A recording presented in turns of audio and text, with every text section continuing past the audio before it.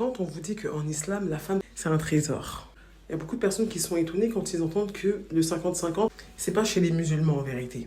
Dieu, ce qu'il a décrété pour l'homme et la femme, c'est que l'homme, il va travailler, il ramène l'argent, même si c'est pas beaucoup, c'est lui qui paye tout.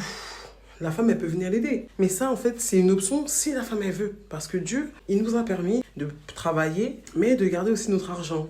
C'est-à-dire que si on veut, on partage avec notre mari. Et si on veut, on peut aussi garder pour nous. Et puis, c'est pas un problème. Vous avez vu, je vois beaucoup de débats où les personnes, ils disent, ben non, c'est pas normal.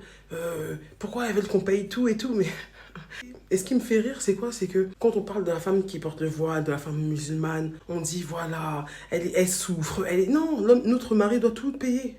C'est-à-dire qu'il doit payer le loyer, il doit nous payer nos vêtements, la nourriture pour nous et les enfants. À ce niveau-là, on veut faire des débats. On veut dire non, la femme doit aussi agir et tout. Mais regardez en islam, la femme, elle n'est pas obligée. Il y a beaucoup de personnes qui pensent que quand on est musulmane, on souffre, on n'est pas bien. Eh ben non. Franchement, la vérité, si on a un bon mari qui craint Allah, on est bien en fait. On est tranquille là.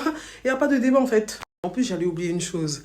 Le meilleur des hommes, c'est celui qui se comporte le mieux avec son épouse. Ça veut dire que si vous avez un homme qui craint Dieu, qui a peur, qui a très très peur, mais vraiment, qui a une foi, une vraie foi, il va bien s'occuper de son épouse. Après, bien évidemment, qu'il y a toujours des exceptions où il y a des personnes qui vont forcer, non, qui vont forcer le 50-50. Ça, c'est de l'injustice, hein, moi. En tout cas, je le dis clairement. 50-50, d'accord. Si on fait 50-50, il faut qu'on fasse 50-50 surtout. Mais quand la femme, elle accouche, on ne peut pas accoucher à deux.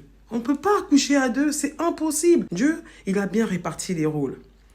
On a tous une place. L'homme et la femme, c'est merveilleux, hein, vraiment, quand on est marié. La femme, elle est le manteau de l'homme et l'homme est le manteau de la femme. C'est-à-dire qu'ils se couvrent mutuellement. Chacun a sa place, chacun sait ce qu'il doit faire. Chacun sait ce qu'il doit apporter à la relation pour que la relation elle soit bien.